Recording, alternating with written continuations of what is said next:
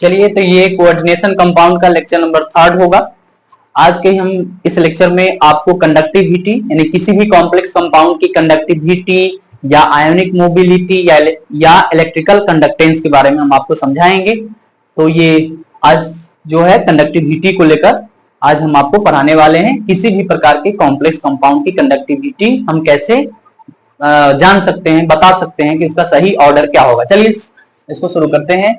ये लेक्चर आपको पता ही है कि ये लेक्चर नंबर 3 है, तीसरा लेक्चर है complex compound that is coordination compound का। इसमें आज हम आपको पढ़ाएंगे एक छोटा सा क्वेश्चन। इस क्वेश्चन का नाम है कंपेयर।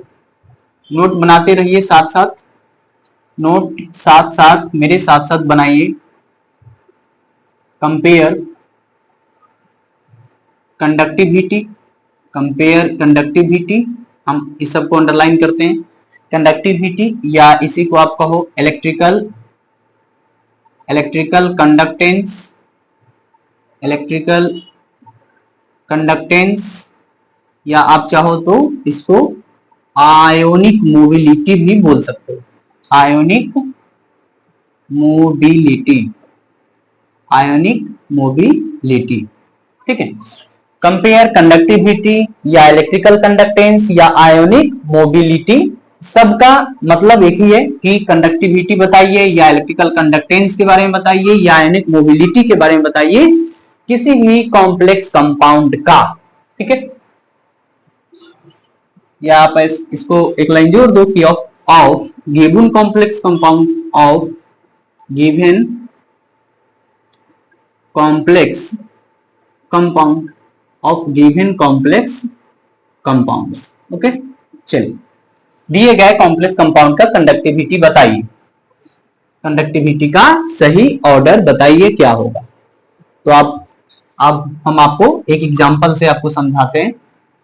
यहां पर एग्जांपल लिए, पहला एग्जांपल नंबर ए। एक कॉम्प्लेक्स कंपाउंड हमको दिखाई दिया CO अमोनिया होल 6 Cl3, ऐसा। इसको आप कोऑर्डिनेशन कंपाउंड भी कह सकते हो। ये तो कॉम्प्लेक्स कंपाउंड कहेंगे ही, कॉम्प्लेक्स कंपाउंड। ये कौन सा कंपाउंड है? Complex compound. इसको आप चाहो तो कोऑर्डिनेशन कंपाउंड भी बोल सकते हो। कैसा कंपाउंड? कोऑर्डिनेशन कंपाउंड, ठीक है।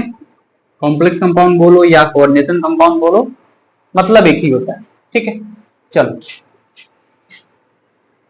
इसको हम क्या किए, सॉल्यूशन में इस कॉम्प्लेक्स कंपाउंड को सॉल्यूशन में डाल दिए, जल में, लिक्विड में, सॉल्यूशन में इसको डाल दिए। याद रखिए कि जब भी सॉल्यूशन, कोई भी सॉल्यूशन में अगर इस कॉम्प्लेक्स कंपाउंड को रखेंगे तो इसके स्क्वायर ब्रैकेट के जो अंदर वाला ग्रुप है, मतलब जो भी ये सेंट्रल मेटल है, ये लिगेंड्स है, जो ब्रैकेट के अंदर वाला होता है वो आयोनाइज नहीं होगा, वो डिसोसिएट नहीं होगा, वो ब्रेक नहीं होता है। सिर्फ और सिर्फ ब्रेक होगा बाहर वाला, मतलब काउंटर आयन ब्रेक होता है। स्क्वायर ब्रैकेट के अंदर वाला जो भी होगा एटम या group, that is central metal, that is ligand, जो भी स्क्वायर ब्रैकेट के अंदर होगा वो कभी भी डिसोसिएट नहीं करता है, ये याद रखना है। कभी भी टूटता नहीं है। बाहर वाला ब्रेक होगा, बाहर वाला आयोनाइज होगा, अंदर वाला नहीं। देखो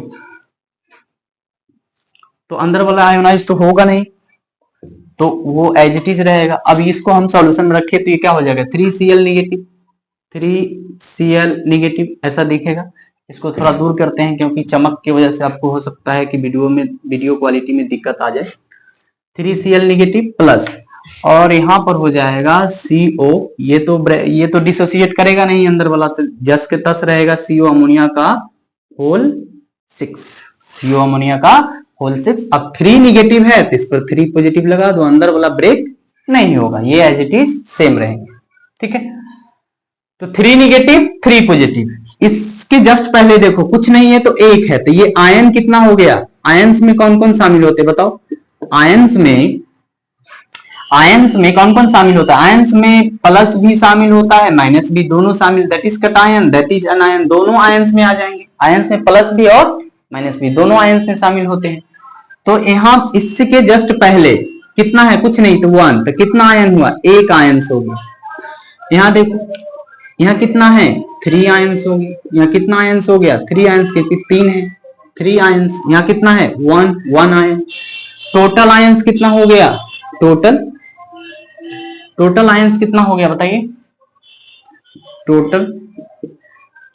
टोटल आयंस देखे तो कितना हो जाए, 1 आयन और 3 आयन 4, 1 प्लस 3 कितना होगा 4 आयंस हो जाएगा।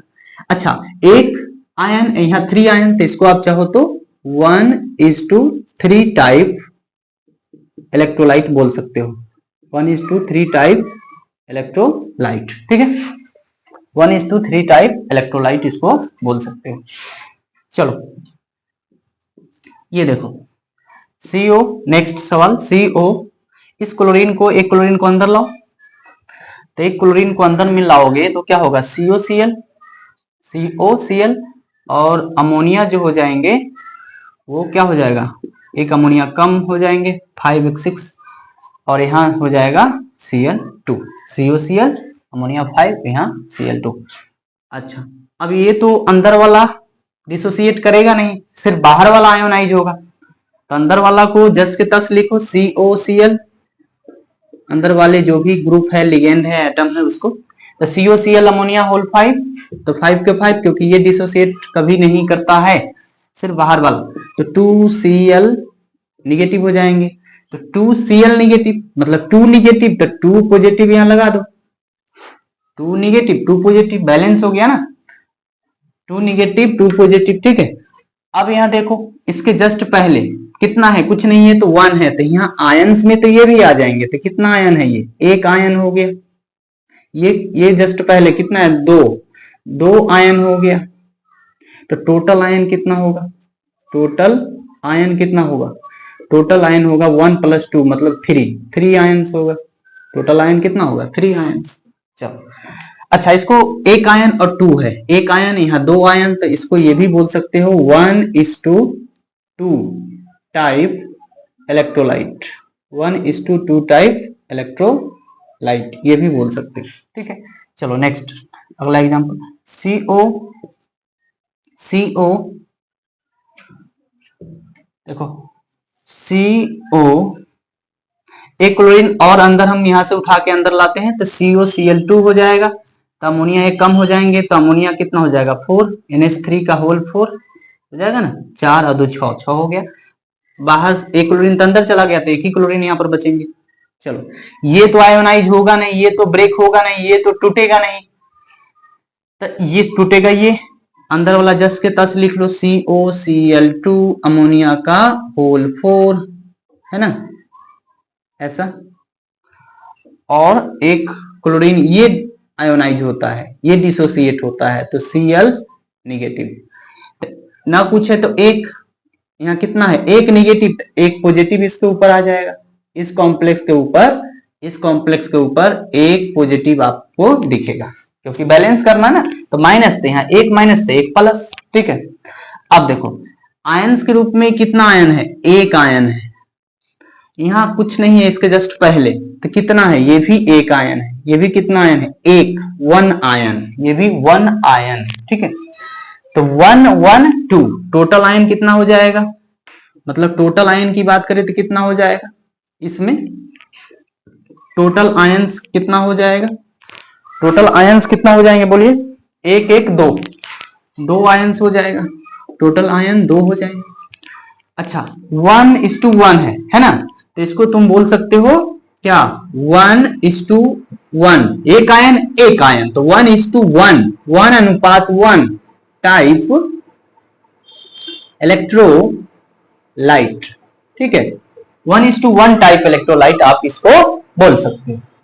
सर आप बोले हैं कि कंडक्टिविटी, इलेक्ट्रिकल कंडक्टेंस, आयनिक मोबिलिटी बताइए दिए गए कॉम्प्लेक्स कंपाउंड में, तो ये तो सर आप एक कॉम्प्लेक्स कंपाउंड, आप एक सीरीज कॉम्प्लेक्स कंपाउंड का एक सीरीज दे दिए, हाँ दे दिए, अब आपसे हम पूछ रहे हैं कि इसमें कंडक्टिविटी या इलेक्ट्रिकल कंडक्टेंस या आयनिक मोबिलिटी का सही ऑर्डर क्या है, किसका कंडक्टिविटी ज्यादा किसका कम, किसका होगा आयनिक मोबिलिटी या कंडक्टिविटी या इलेक्ट्रिकल कंडक्टेंस किसका ज्यादा किसका कम, वो बताना है। कैसे बताएंगे, समझिए ध्यान से समझिए, ये जो कंडक्टिविटी होता है ना, हम एक शॉर्ट फॉर्म में आपको समझा देते हैं, ट्रिक फॉर्मूला दे देते हैं, उस फॉर्मूला को हमेशा याद रखिए, उसी की मदद से आपको निकल जाएगा।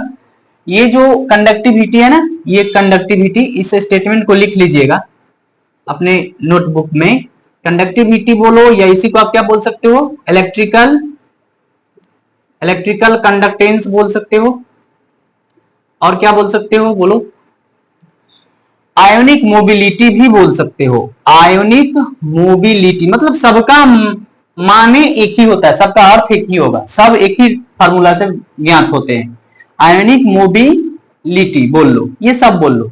ये सब हमेशा डिपेंड करता है नंबर ऑफ आयंस पर। किस पर डिपेंड करता है, नंबर ऑफ आयंस पर। किसमें, in complex compound.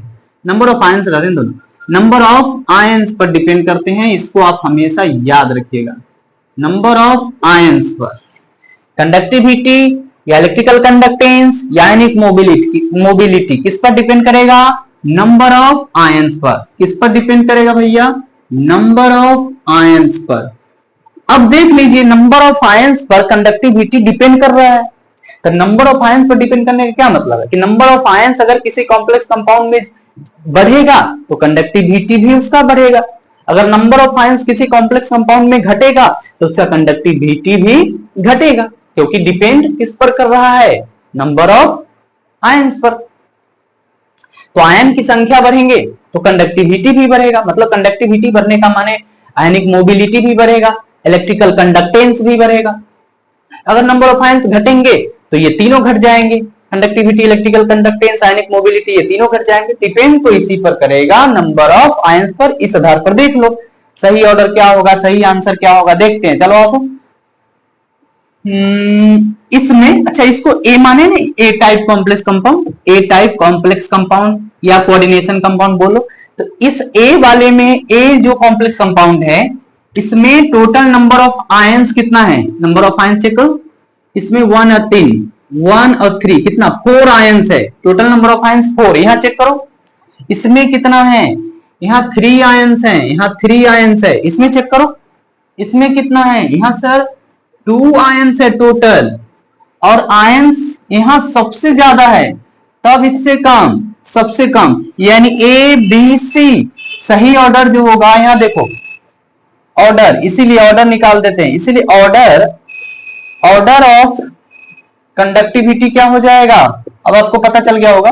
Order of conductivity देखे या इलेक्ट्रिकल कंडक्टेंस देखे, हम नहीं लिख रहे हैं जगह के लिए, जगह के अभाव में। ऑर्डर ऑफ कंडक्टिविटी या इसी को तुम बोल लो इलेक्ट्रिकल कंडक्टेंस,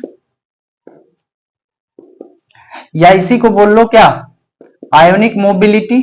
आयोनिक मोबिलिटी का जो सही ऑर्डर होगा वो क्या होगा बताओ, सही ऑर्डर, सबसे ज्यादा आयंस इसमें है, ए वाले में सबसे ज्यादा आयंस है, तो ए का कंडक्टिविटी सबसे ज्यादा, फिर इससे कम बी वाले में है देखो, तो बी का इससे कम कंडक्टिविटी, सी का इससे भी कम आयंस है, 2 ही आयंस है, इसमें 3 था इसमें 2 है, इसका कंडक्टिविटी और कम हो जाएगा। तो ये सही ऑर्डर होगा कंडक्टिविटी का, या इलेक्ट्रिकल कंडक्टेंस का, या आयनिक मोबिलिटी का। एक बार फिर से बोल दो, कंडक्टिविटी, इलेक्ट्रिकल कंडक्टेंस, आयनिक मोबिलिटी कैसे ज्ञात करोगे किसी भी प्रकार के कॉम्प्लेक्स कंपाउंड में, नंबर ऑफ आयंस चेक करना और बता देना। तो आज के इस लेक्चर में हमको यही समझाना था, अगले लेक्चर में फिर से आएंगे नए क्वेश्चन के साथ, तब तक के लिए धन्यवाद। चलिए।